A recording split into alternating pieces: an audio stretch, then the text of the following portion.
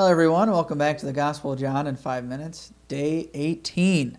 Today we're finishing up chapter 8, verses 31 through 59. So grab your Bible and read along with us.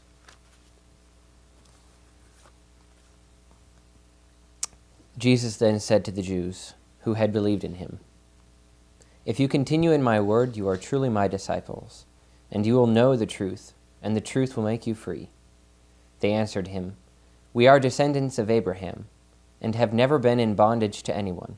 How is it that you say you will be made free?"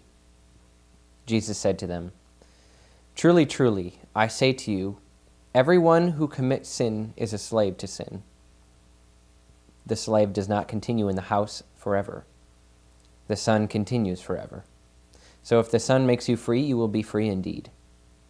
I know that you are descendants of Abraham, yet you seek to kill me because my word finds no peace in you. I speak of what I have seen with my Father, and you do what you have heard from your father." They answered him, "Abraham is our father." And Jesus said to them, "If you were Abraham's children, you would do what Abraham did. But now you seek to kill me, a man who has told you the truth which I heard from God.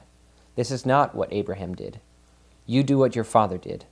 They said to him, "We were not born of fornication. We have one Father, even God." Jesus said to them, "If God were your Father, you would love me, for I proceeded and came forth from God.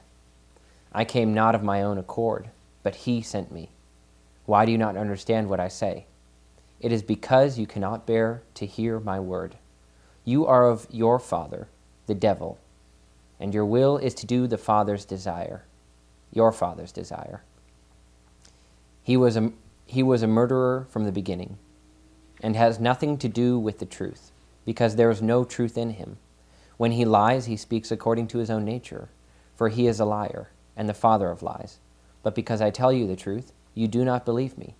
Which of you convicts me of sin? If I tell the truth, why do you not believe me? He who is of God hears the words of God. The reason why you do not hear them is that you are not of God." The Jews answered him, "Are we not right in saying that you are a Samaritan and have a demon?" Jesus answered, "I have not a demon, but I honor my Father, and you dishonor me. Yet I do not seek my own glory. There is one who seeks it, and he will be the judge. Truly, truly, I say to you, if anyone keeps my word, he will never see death." The Jews said to him, "Now we know that you have a demon. Abraham died, as did the prophets. And you say, if anyone keeps my word, he will never taste death? Are you greater than our father Abraham, who died, and the prophets died? Who do you claim to be?" Jesus answered, "If I glorify myself, my glory is nothing. It is my Father who glorifies me, of whom you say that he is your God. But you have not known him. I know him. If I said I do not know him, I should be a liar like you. But I do know him, and I keep his word. Your father Abraham rejoiced that he was to see my day. He saw it and was glad." The Jews then said to him, "You are not yet 50 years old, and you say you've seen Abraham? You have seen Abraham?" Jesus said to them, "Truly, truly, I say to you, before Abraham was, I am." So they took up stones to throw at him, but Jesus hid himself and went out of the temple. Okay, everyone. One of my favorite books and movies that I like to read and to watch, which is also a favorite of Rick, though he totally skipped the first volume of the trilogy, is called The Lord of the Rings. So maybe some of you have read or watched The Lord of the Rings. As I mentioned before, Tolkien was a very Catholic author, and this trilogy was written as a sort of metaphor of the Catholic way of life. One of my favorite scenes in that book is Sam and Frodo are on their journey to Mordor, and at one point Sam has to use what's called the Phial of Galadriel, right? This gift that was given to him by this woman, Galadriel.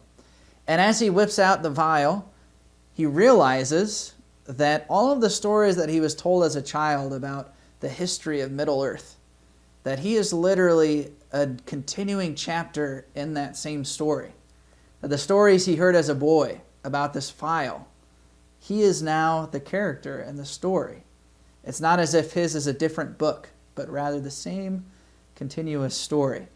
I'm reminded of that today with these words of Jesus. Before Abraham was, I am. You know, Abraham, for those contemporaries of Jesus, was someone they heard about, they read about in the scrolls, someone from a land way far, far away. And yet Jesus tells them, before Abraham was, I am. Remember that word, I am? Can you think of anywhere else in the Bible where that was used?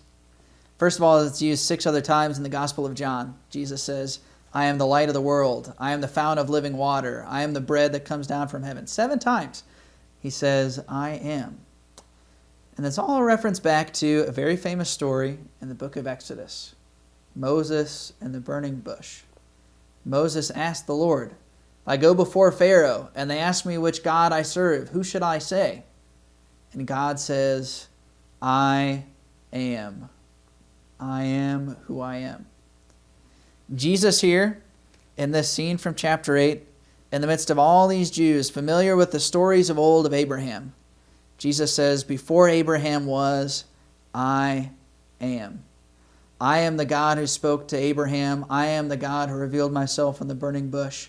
I am the God of the living and the dead, the God of Abraham, Isaac, and Jacob. Before you, and I always have existed. Radical claim of divinity of Jesus, for which, as we read, they tried to stone him and kill him, accusing him of blasphemy and evil speech. Join us again tomorrow as we go into chapter 9 and we start day 19.